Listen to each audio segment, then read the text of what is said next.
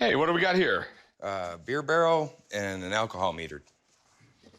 So this is like the original breathalyzer? I got the beer barrel and alcohol meter from my grandfather after he passed. I know it was old and worth something, so I just held on to it for a while. I'm looking to get about $2,000. The lowest I'll take, close to about $1,400. Harvard Brewing Company? This is pretty neat. This is an early, this is probably right around 1900, I guess. Harvard Brewing Company was right outside of Boston, I think it was. Lowell, Mass, right here. Right. And the most hideous thing our government ever did was prohibition, okay? When they tried to take all the fun out of life. Life in general, yes. And they banned alcohol in the United States. So Harvard Brewing Company decided they're gonna make near beer, but no one wanted near beer. And they ran into some serious economic times, so they came up with this brilliant idea. Let's make beer and just call it near beer. If you can get away with it, it would work out very well. And they got away with it for a while, and then until the feds showed up at their brewery. Government took the brewery, but this is the crazy thing, the government continued to make beer, and it eventually went broke. And before everything went to hell, this is how they transported beer. So this is some weird apparatus to measure alcohol in beer, wine, whiskey, or something like that. If you know how to use it, I'm sure it still probably works, but I have no idea how to use it. I don't know as much about these items as I should, but being a really big fan of beer and history, I should learn a little bit more about them. This is some neat stuff. So how much you want for it? I was looking to get about $2,000 for it. I have no idea what a Harvard Beer Company barrel is worth, but it's got a great story with it. I'll give you $1,000. Do a little bit better than that? I'll give you 1,200 bucks, maybe. This thing right here is cool, but it takes up a lot of space. Here, what will we take? You do 14? You know what? 1,400 bucks, I think I can make money. All right, that'll work. Thanks. I'll meet you right up there. We'll do some paperwork. All right. I'm really excited about this beer barrel and this alcohol tester. I absolutely love the history of beer. And I have a friend down in San Diego who is a brewmaster, so he's gonna know what these things are worth, and maybe I could sell them to him and make a little money, because we know I love doing that. Hey, Rick. Hey, man. Good to see you again. You too. So I got two really cool items. I have this 1800s scientific instrument for measuring alcohol, and I have no idea how it works or really what it's worth. Wow. Well, let me take a look here. All right, so we got a heating element here. Yeah, here's the alcohol burner. And this goes that's as far as I got. Okay. And I believe this is gonna fit in here. Right, so what we have here, it's an ebullimeter. It's based on the boiling temperature of different liquids. So we know ethyl alcohol boils at about 174, and we know water boils at 212. So they scaled that out, and the more alcohol, the lower the boil temperature. Okay. I would love to fire it up. I'm just concerned about the mercury in this. Okay. But there's nerds out there that love this kind of stuff. I'm one of them. The field alcohol meter isn't something you see every day. From what I can tell, it's never been used. It looks in pristine condition, and I imagine that it would dictate the dollar amount at the higher end of the spectrum. See, he's young. And Yeah, right. the Harvard Brewing Company. I mean, it's the thickest barrel I've ever seen. You know, back in the old days, these things found their way onto ships. They were being on railroads, so they were hardy. They would reuse these over and over again as well. That's what the bunghole's about. You could fill and refill, clean these. You got your keystone here. You put the tap right on there. This would obviously be on its side, and you dispense beer right out of here. Now, if they did get in trouble in Prohibition, and a lot of these were destroyed, so that would help the value with this. So what are these things worth? Well, your vintage field meter here, I've seen ones that are in beat-up condition that are $600, $700. This is pristine. I'm not sure it was ever even used. It's a nice piece of equipment. The barrel, it comes down to pre-Prohibition or post-Prohibition. Based on the shape, the thickness of the wood, the way the rings are, I'm betting that it's pre-Prohibition. So I'm gonna say together here, about 2,000 bucks. So what did you pay? Paid 1,400. Huh? You know what? And they're gonna look great in my bar. They are cool. Now, what's interesting is barrel aging strong beer in bourbon barrels, rye barrels, tequila barrels became fashionable. And I can show you how we use those today back in the brewery. Okay, this I gotta see. So how many barrels do you got right now? We're pushing about 800 of these barrels. It's beer that's finished and ready for market, but we take a portion of each batch, and we can park them in here up to a year. And they're gonna be everything the original beer is, but now you're adding layers of complexity like vanilla, oak, some bourbon notes. Okay, cool. I love beer, but You can leave no, it's also got a great history. It's what people sustained on because, Yeah. you know, if you were in London back in, say, the 1600s, you would be insane to drink the water there. Beer was fine. And it goes even deeper, you know. We stopped being nomadic for the grain, for beer making, bread making. Why did Mayflower pull over on Plymouth Rock? They ran out of beer. So I would have paid a lot more attention in school if I'd known that beer touches lots of different elements of civilization. Okay. So I got a great idea. I don't know if you're up for this, but how would you like to brew a batch of beer? Oh, I'd love to. I think I can make that happen. Maybe Rick's Wicked Ale? You call it what you want. I'm gonna go talk to my brewers. Okay. Most people don't realize what beer has done for society. Beer was so important. The pharaohs in Egypt demanded beer in tax. The Romans had beer. All through the Middle Ages, they had beer. As a matter of fact, we had a Revolutionary War because guys sat around in taverns and came up with the entire plan. Beer is proof that God loves us and wants us to be happy. How can I help you? Hi there. I have something really special I think you might be interested in. What is it? It's an ancient Roman bronze artifact from a chariot. Oh, wow. And you can see the nice design of it, the woman's face, and there's a circular hub behind it. So it attached on a chariot. So is the chariot outside? Did you ride it in? Well, it's double parked. I'm at the pawn shop today to try to sell my ancient Roman bronze figurehead. I got this from an ancient artifact dealer at a coin show. I think this item is really valuable and very rare. How many items are there out there from old Roman chariot? I'm hoping to get $2,800 for my ancient Roman bronze figurehead. This is pretty cool, man. Chariot racing was the most popular sport in the Roman times. They would usually do 7 laps, but the goal was to make the chariot behind you crash. So you wanted to kind of be the last chariot standing. And it was a really dangerous, kind of violent sport, but it was actually one of the least violent sports in, you know, the gladiator sports games. It's a little bit out of the scope of what I know, but it looks to be pretty old from the Roman times. So what makes you believe this came from a chariot? Well, when I got it from the dealer, he told me he thought it was a decorative wheel hub off of a chariot. I mean, it does look like it could have easily come off a chariot. Definitely looks really cool. Yeah, I would imagine this is some kind of goddess, but there's no way for me to know for sure. And how much are you looking to get for it? $2,800. Okay, I don't know the price of it, but I do know that this stuff is highly collectible and it does go for a lot of money. But they've been faking this stuff for hundreds and hundreds of years. So I'd like to have someone come down and take a look at it. That would be great. I'd like to learn how rare it really is. All right, give me just a few minutes and I'll get someone down here. Thanks. I feel very confident. I'm hoping the expert looks at it and tells me, yes, it's even more rare than I expect and that the value is higher. Hey, Bob. Chumley, how you doing? I'm good. Hi. Hey there, I'm Bob. This is what I called you about, Bob. Jim believes it is off a chariot. I'm not exactly sure if it is or if it isn't. Mind if I look at it? Please do. What we've got here is the Roman goddess Minerva, goddess of wisdom, goddess of art, goddess of warfare. And this hole was used to attach it to whatever it went on to. So there would have been an iron nail that would have gone in through there. If it was from a chariot, it adds to the interest and intrigue. Craftsmanship in the ancient Roman times was just beyond what you would ever believe. All the little details just adds to the beauty. So what do you think? So if this is, as I suspect, ancient Roman, it dates between about the 1st century AD to the 3rd century AD, but there are so many good fakes. So I would like to make sure. So I'm gonna hit it with some x-rays, stand back. This is my favorite part.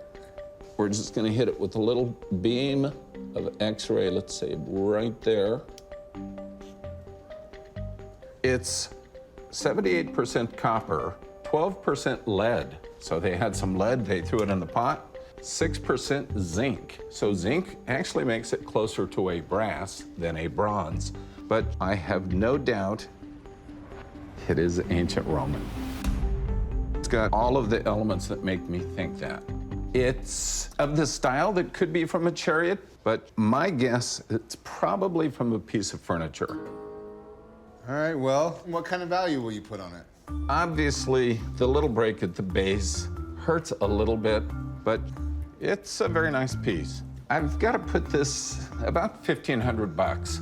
Okay, that's pretty good, I think. All right, well, thanks for coming in, Bob. You got it. Thank you.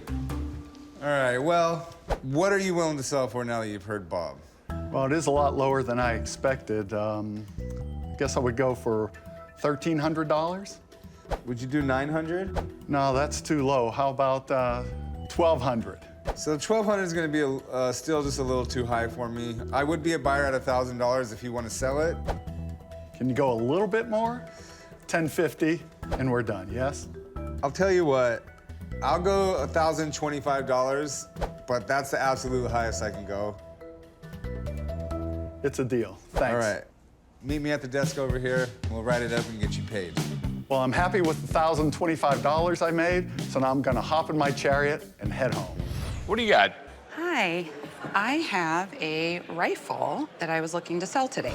Okay, can I pick it up? Yes, please, go ahead. Well, it's a musket, it's not a rifle. Oh, good to know. The difference is a rifle has grooves in the barrel, a musket doesn't. Oh, But I've never seen anything like this. There's some weird mechanism on the bottom for something. I mean, it's probably between 1820 and like 1865 because I think it takes a percussion cap and I think it loads from the bottom somehow or the other, but I'm kind of lost on this one. What I can tell you, it's definitely European. In Europe, they had a lot stricter controls, even like a couple hundred years ago on gun makers. They all had to be parts of guilds, and the governments had to test the barrels and everything else like that. So we have a proof mark from some European country, but I don't see a manufacturer on it anywhere. So where did you get this thing? my grandfather has collected firearms for many, many years, and he passed in the early 90s, and we've been downsizing his collections. It didn't have any paperwork or like... We did not find anything, no. Because if I was gonna leave this to one of my kids, I would give them a note of what it is because it was so weird. How much do you want for it? Really hoping for 2,000. That's kind of our bottom line. Okay, maybe. Okay. I don't know. I mean, you know, fortunately, I have my gun guy here. Oh, good. That can help us out with it because I have never seen anything remotely like this. All right, let me go find Alex. I'll be right back. Yeah, sounds great. Hello. Hi. Hi, Casey. I mean, it's seriously like Sam Colt and Salvador Dali dropped acid and made this thing. Do you mind if I pick it up? Please, go ahead. This is funky. It is sort of an upside-down gun. You notice that there's no lock on top. This was developed by this crazy Frenchman, Pertenloup or something, and he called this the Koptipeur. There was a belief that by having the lock on top, it exposed it to the elements, and so it would degrade faster. Right. So this is the hammer underneath the gun, so gun collectors would call that an underhammer system. What's really weird is this little wheel. You see that cog in there? So you pull this out, and this should lift up. You see this like a tray almost. The wheel sits on that, pushing a tape. And the idea behind it was that you could have this primer system here and have like 70 shots, and it would just pull the tape along with this wheel over the nipple. Now, this is a British Border Ordnance out of service mark. Okay. So this is a trials musket in 1837. The Board of Ordnance in England was trying to find a better system for a primed musket. And this guy's patent was submitted. They tested it, and this was never chosen by the British, but they only made a handful of them. So it's incredibly rare. That's why it's like in perfect condition, because nobody ever used this gun. They only would have tested it. Okay, can you even fire it? Do they even make those caps anymore? No, you can't fire it that way. They don't make this primed tape. But it's a muzzle-loading gun, so it's easy to load, and we could certainly give it a shot. Okay, so what's it worth? The equivalent in a French gun or a Belgian gun is a couple $1,000s. In a British trials musket, if this went to auction and somebody paid $10,000, I wouldn't be surprised. Wow. I think it's at least 8,000. All right. If I get this thing, we'll go fire it. Good luck. All right, have a good one, man. All right, nice to meet you. Thank you so much. Wow. Okay, still want 2,000? I mean, I'll tell you what, it's a weird one. It's gonna take me a while to sell this. okay. So I'll give you 5,000. Okay, I think that's probably a fair offer. All right, we got a deal? Great, thank you so much. Go right over there and they'll get you paid. Okay. I just bought myself an afternoon at the gun range. Well, you beat me out here. Yeah, it's nice, right? Yeah, it's pretty incredible. So I did a full inspection of it, and it is immaculate. I don't even know if it's ever even been fired, honestly. I made some paper cartridges. So this has about 80 grains of black powder with a lead ball. And I don't have anything that would be the way in which that mechanical primer works, so I'm just gonna use a simple percussion cap. I love your targets you set up. A little fresh melon for you. Okay. If I hit it, then we can have a snack. All right, let's see if this thing shoots. All right. Just like they did it back in the old days. Just like they did it back in the old days. All right, got my ears in. All right, I'm gonna put the percussion cap on it. To do that, I gotta pull the lever out, pull the hammer back, and now I'll put the cap on it. Okay. All right.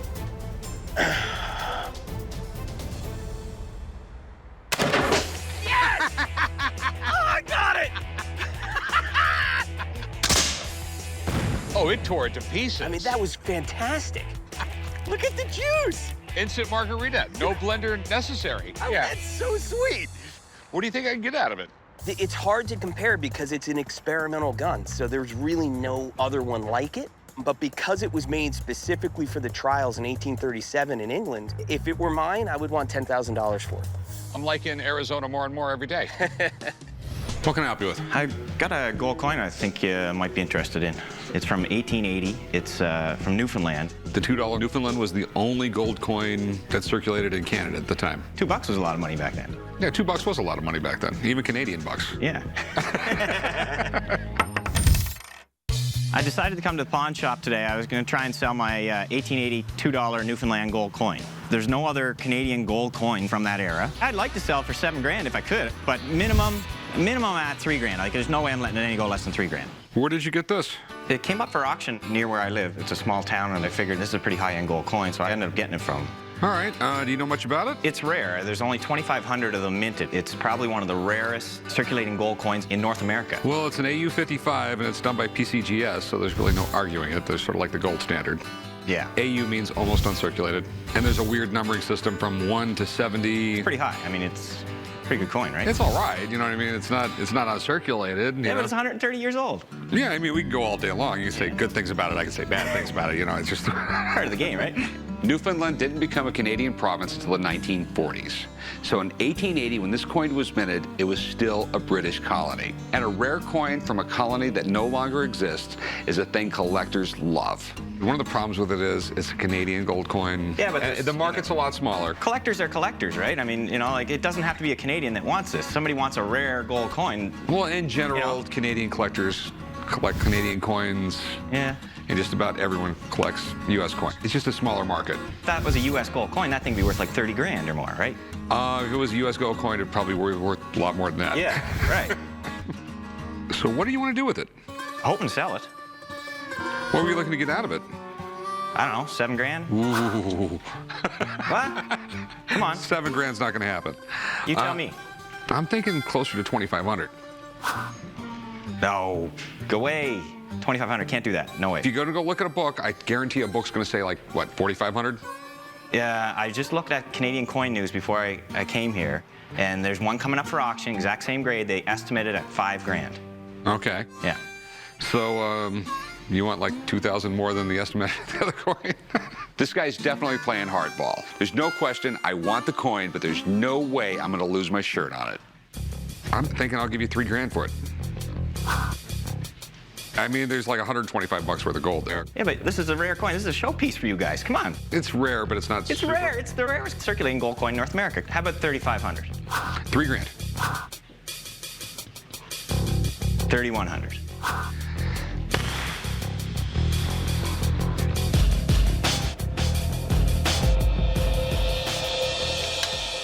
All right, 3,100. All right. All right. Cool, thanks. All right, let's go do some paperwork. All right. Yeah, I sold the coin for $3,100. Yeah, I would have liked to get a little more, but I sold it for more than what I got into it, so I'm pretty pleased. Maybe I'll go double it on the strip somewhere. Do a little gambling.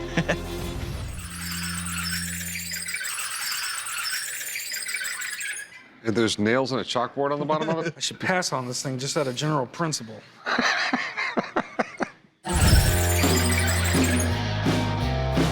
I came to the pawn shop today, tried to sell my antique Pepsi cooler. Wife and I are moving to Virginia. We're having a clearance sale at our house, and this is one of the items we wanted to sell. It's got great eye appeal, and I think someone's gonna like it. So what do you got here? What I have here is an antique Pepsi-Cola cooler Okay. that I purchased 15 years ago from a flea market in Dayton. Okay. Do you mind me asking what you paid for it when you got it? 15 years ago, I paid $750. All right, do you know anything about it? 1939 and 1950 is supposedly when they made this, before refrigeration, I guess. No, they've had a refrigeration up long before that. Most people don't realize that rural America did not have a lot of electricity. So little corner stores, gas stations, these were a great thing to have. Sell Pepsi at. Back in the 1930s, Coke and Pepsi came in 6-ounce bottles and cost just a nickel. Then Pepsi introduced a 12-ounce bottle with the slogan, double size. And the Cola Wars had begun. Was it in this shape when you got it? I played softball for many years, and a lot of times I would take it to softball games, and it held a lot of things other than Pepsi. Because this side over here looks like a backstop at one of those softball games. You can tell it was originally blue because they did a terrible job painting it. They didn't even take the blue paint off when they painted it. This thing is pretty beat up, but I've learned with old Coke and Pepsi stuff, it really doesn't matter. People will buy it in just about any condition. I just have to get it at the right price. Hey, do you want to pawn it or sell it? I like to sell it. How much did you want for it? I know I paid $750 for it, and as I mentioned, all the eye appeal. Hold on. What, just because you got screwed doesn't mean I get screwed. That's not the way it works. I understand that. But I don't think, something like this, I don't think you really have a hard time selling, but. I mean, we're talking $2,000, $3,000 to do a full-blown restoration on it, which will probably make it worth about $3,000. I'd like to offer you around $200 for it. I can't take that. It needs a lot of work, man. About 5. I mean, if we bought it for $350, we could probably sell it for $5 without having to restore it. Yeah, that'd be someone else's project, not mine. You do 4? I'm gonna stick at $350, Chief. Boy. Well, I don't know. Hate to part with, my wife's probably gonna kill me too. Okay, I'll do it. $350. All right, let's go do some paperwork. I just can't go home. Just don't wheel it over there. Get some oil on it first. I settled for $350 because my wife told me it's time for it to move, but I think I should have got a little more. My friend Fred Mennick is the guy when it comes to bourbon. He told me about a collector who may be willing to sell some rare bottles that I can put in my personal collection, so I'm taking a break from the event to take a look. Hopefully, there's a smooth deal to be made here.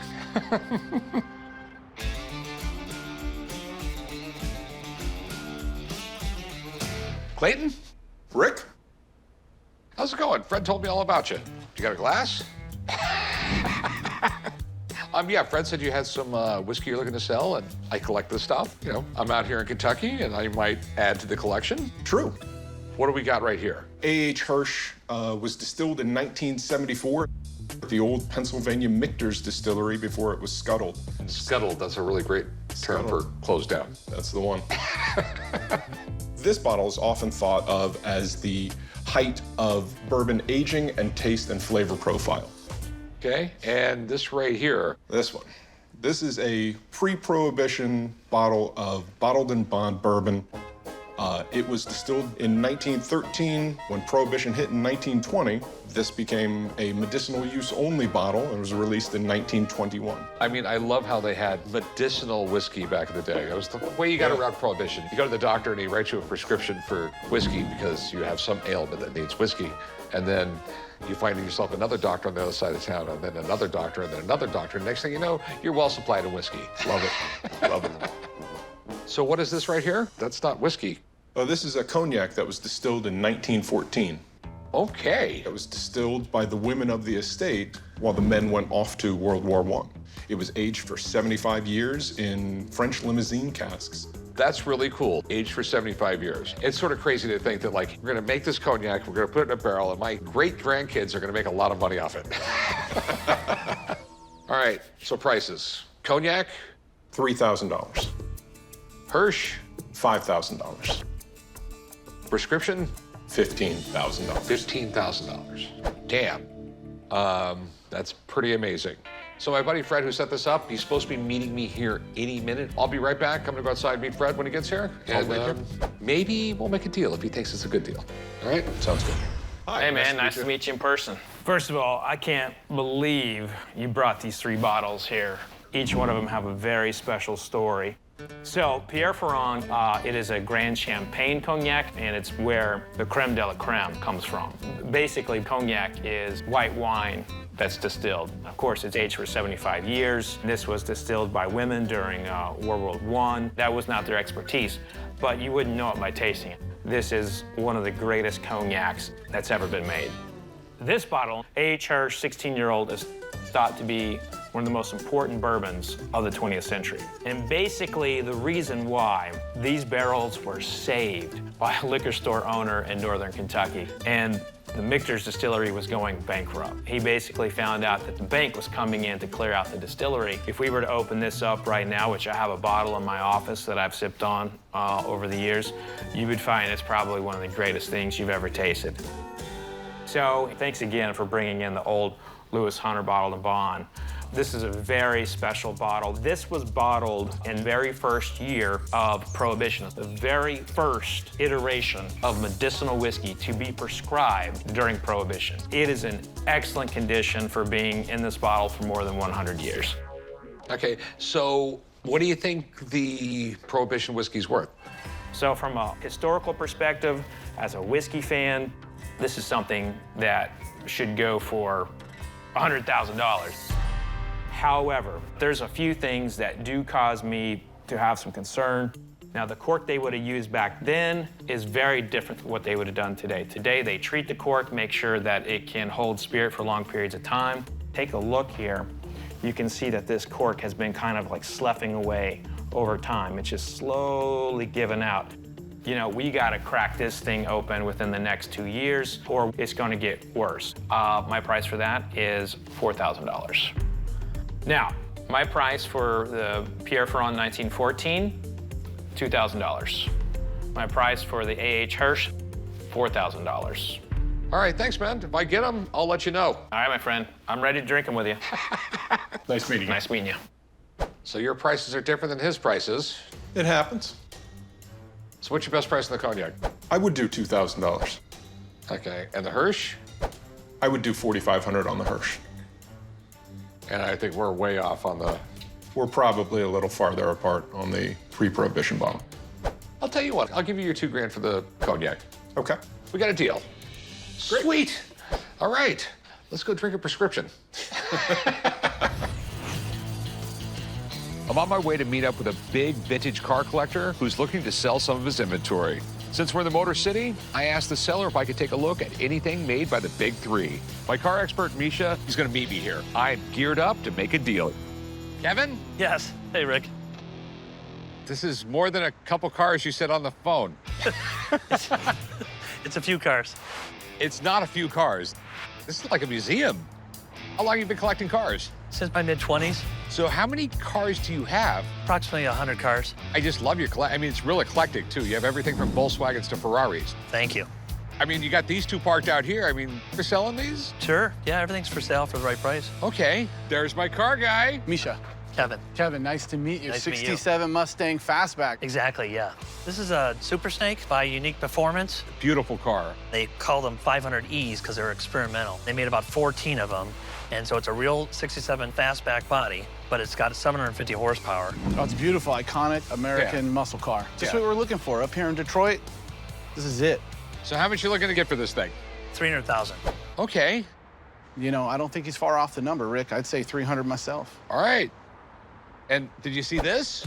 1960 Corvette, baby. I love this. This is real American muscle car right here. This is a resto mod, so it's got a new Corvette LS7 crate motor with a beefed up chassis and a new transmission. And that's the only way to do these cars, and it still looks completely original. I mean, this is such an iconic car. I mean, like, it's got beautiful lines. It still has that 1950s look. Yeah, this car is fantastic, Kevin. How much do you want for this? $200,000. Damn. Okay. I'm sorry to say, I don't think you're getting any deals today. This car is $200,000 all day. They're absolutely beautiful cars, but it's too much for me. I got one other car that you might have an interest in. Okay, what do you got? Let me go get it.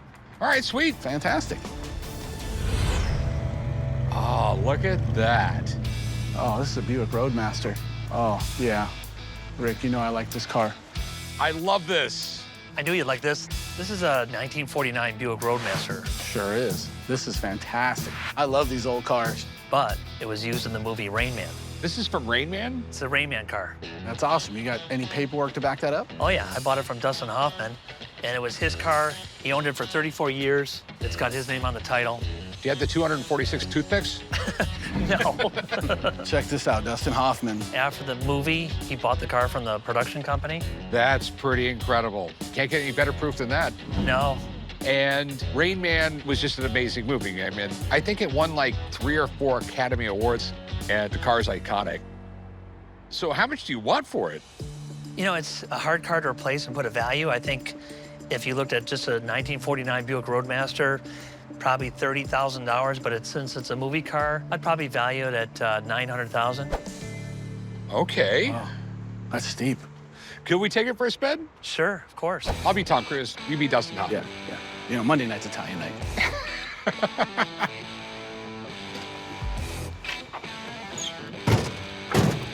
Are we driving back to Vegas? If we're gonna recreate the movie, yeah. All right. All right, there we go. Right. I think Check it's it a out. land yacht. Look at this. Feel this. Yeah, that's a boat. Wapner, 15 minutes. I'm a good driver. Wait, I think that's my lie. I love these old cars so much, man. They're so classy. I mean, they were beautiful. I mean, they were made by a designer. It didn't feel like mass production. This was a big deal, the automatic transmission, though. I mean, this was super luxury. I mean, the only thing more luxurious than this was a Cadillac. See, everybody loves this car. This car's fantastic. Yeah. It still feels fantastic. I mean, it runs like a champ. Mechanically, it's perfect. Brakes are good. Everything about this car is amazing.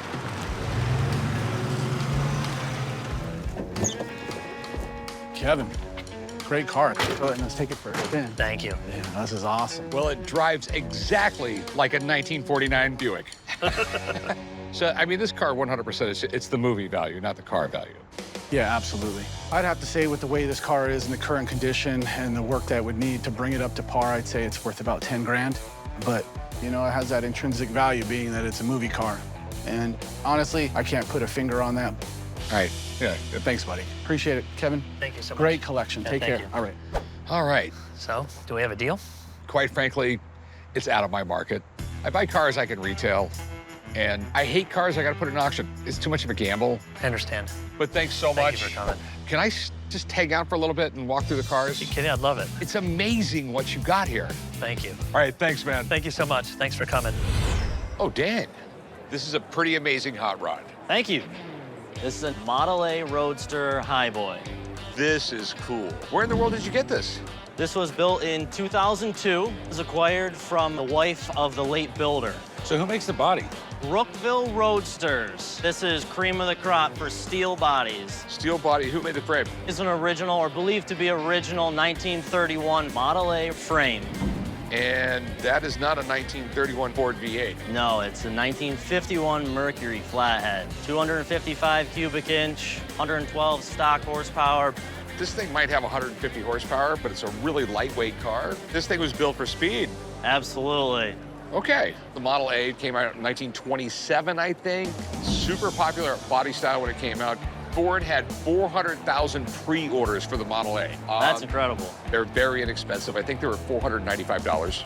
Yeah. I absolutely love it. I mean, because this really does scream 1950s, American graffiti. When I was a kid, if I saw one of these things cruising down the road, I would just like melt a little bit. I still do now. Absolutely. I'm like super impressed. I mean, the thing's really clean too. Does it run good and everything? It runs and drives great. It's a flathead. They're quite reliable and they sound awesome. All right, the big question, how much you want for this beauty? $50,000. Interesting. All right, well, we are in Motor City, and Misha is definitely in there somewhere. Let me go grab him real quick, all right? Okay. Misha's my car guy, so he's gonna go find him. Okay. This is fantastic. Thank you. This is a true American hot rod right here. Misha. Chris. Chris, nice to meet you. What is it, a 31? Yes, sir. All right. Full Brookfield steel body on an original 31 frame, 4-bar suspension, and of course, a 51 Mercury flathead V8. Yeah, this is perfection. Now, what kind of transmission do you have here? It's a C4 automatic transmission. Excellent. Can we take it for a spin? Yeah, absolutely. All right, who gets to drive? I raise 2 hands. Shotgun. Rumble seat. Let's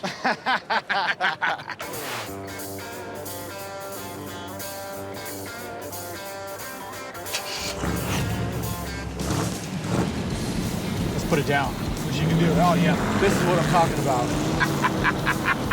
Okay. Yeah, the motor needs a little work, I think. Steering definitely needs some work. It just probably needs a rebuilt steering box or something like that. Oh, there we go. That's great. Yeah, it doesn't have anti-lock brakes. Overall, I mean, it's a beautiful car. I mean, there's, just like any car, there's a bunch of little stuff that has to be worked on. It's just the way it works for stuff like this. It's iconic. Yeah. Ugh. Little tight in there. All right, pretty interesting car. I mean, test drive is good. Probably needs a new steering box the way I look at it. But what do you think, Misha? I think this is a fantastic representation of a 31. It's got great parts and components on it. All in all, it's awesome. It's a hot rod. It is what it is. Absolutely. Hey, so what do you think it's worth, Misha? Rick, I'd say 45 grand for this car. I mean, it's well put together, and it's a perfect example of classic American hot rod. I think you'd really enjoy this car. I think Corey will too, as long as you don't make him ride in the back seat. Guys, thanks for having me out. If you have anything else, hit me up. All right, buddy. Chris, good luck. Thank you. All right. Would you take 35 for it? I couldn't do 35 for it. What could you do? 45, like Misha's number, sounds pretty fair. Yeah, I mean, if I buy it, I'm gonna probably enjoy it for a while, then resell it. I mean, I go like 36. Any chance you come a little closer to 40? We can do 38. That's the best you could do? That's the best we could do. And I can tell he wants to punch me in the face for this right now. I'll do 38. All right, we got a deal, 38. Thank you. Let's go inside, we'll do some paperwork, I'll get you paid. Awesome. I could have got it for 37. Dude, you couldn't do this. Good cop, bad cop. No, I could have got it for 37, bro, come on. Hey, what do we got there? Hi, looks like a gun from a long time ago. Okay, yes, this is quite amazing, actually. This is probably made in the 1500s. There was a gunsmith who just did some beautiful work on here. This is a wheel lock. It's what they had before the flintlock.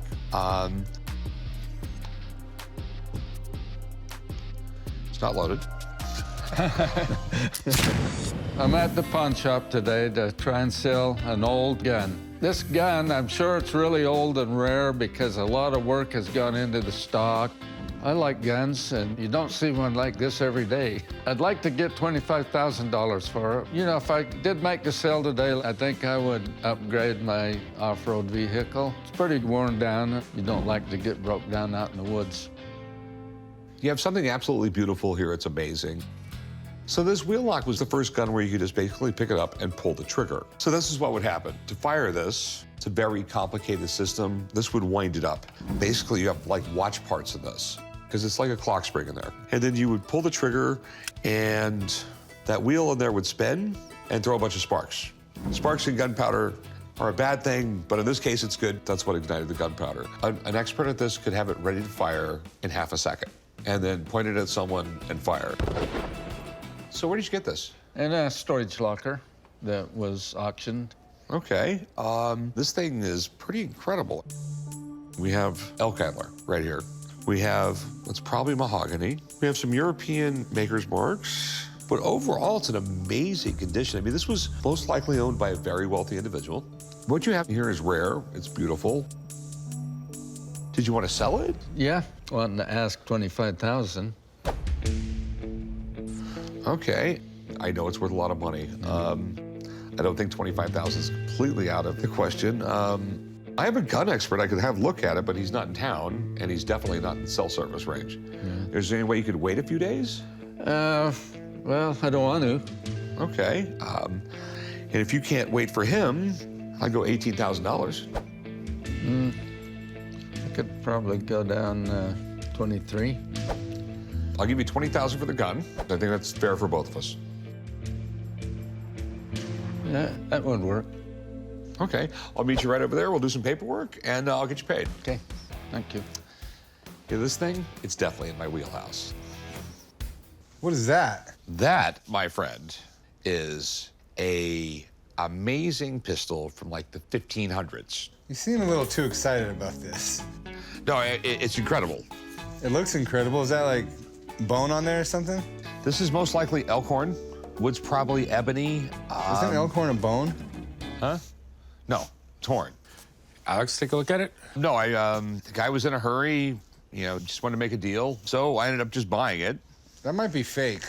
No, this is 100% old school gun. What exactly it's worth, I'm not sure, but like for $20,000, I can't go wrong. $20,000? I mean, that's a lot to take a risk. That wasn't a red flag that the seller wanted to leave in a hurry and just take your 20 racks? Okay, you just don't get wheel locks, okay? Plain and simple. So you spent 20 grand on it. What are you expecting to get out of it? I'm expecting a profit. I was gonna ask Alex what he thinks it's worth. When is Alex gonna be able to come over to the shop and check it out? Oh, no, we're gonna go out to the shooting range and shoot it. Okay, most people would just think you're out of your mind to shoot this thing, right? Because you are. Yeah, okay. But if I have a video of me shooting it, it's a selling tool that I have a video of it. See, it actually shoots. It's brilliant marketing. Or you blow up a $20,000 gun. Either way, that's a good video. I mean, I would sort of look like cool being like a duke or a baron. Let's look at this thing. Beautiful. All of this hand engraving. This was really made not only as a weapon, but it had its own type of style and its own signature to it. But this is a nicer wheel lock than most, so this was a gentleman's gun. Yeah, I mean, that would be a really rich guy having this thing. I mean, Absolutely. This was like a year's pay for your common man. I'm gonna take a look at the markings and I can tell you better the date range. Okay, so there are two markings on the lock. One is very clearly the Nuremberg control marks. Here's the other marking. It's a horseman in a shield with an N and an S. Now, I don't know the name of the maker, and in fact, nobody does, but it's a known Nuremberg wheel lock maker. Okay, the barrel has the control mark for the city of Augsburg, and it has a maker mark of AS. That is Anton Schmidt. So this is a known maker of barrel. There's no question, Rick, this thing's original. This is late 16th century, South German, probably about 1580. You have sort of the best of both worlds. You have a piece of art, but you also have a highly fine-tuned mechanism.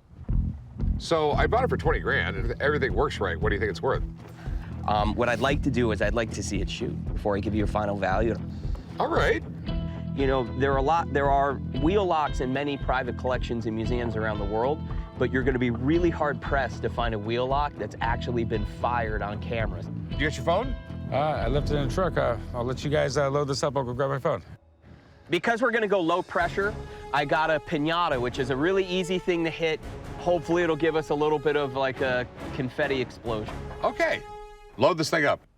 You know, Dad, let Alex do it, okay? My gun, I get to shoot it. I trust him more, okay? And I don't care. All right, just load it up and I'll shoot it. All right. So I'm gonna do a light load, Rick. I'm gonna just do a little bit of bird shot. And then could you hold that for me?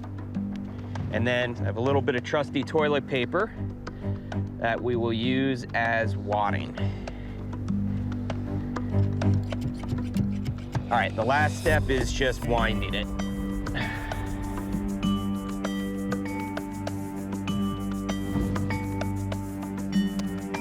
Perfect. Come out here. All right.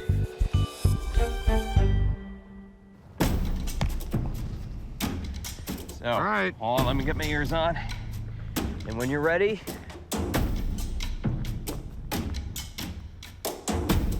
All right, you guys ready? Yep.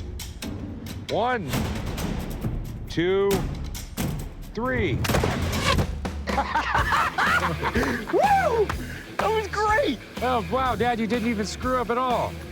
The wheel lock functions and fires perfectly. This is ideal. They have this beautiful wheel lock. It is absolutely authentic, and they know it functions. See? I could shoot a piece of artwork. So what is this amazing piece of artwork worth? So I would say I would start at 50,000. You will probably get more. So did I do a bad thing now? You got lucky. You got the video, right? Yeah, I did. I think that's really important for this. So whatever collector gets it is going to love to have that video. Okay, cool. Thanks for coming out, man. I really appreciate it. Take care, Alex. Thanks. See you Thanks, guys. Alex. That was fun. You got a really good profile shot? Trust me, I got what would be considered maybe your good side. Well, I mean, like, both sides are great, but one side's better than the other, I think. Can we go now?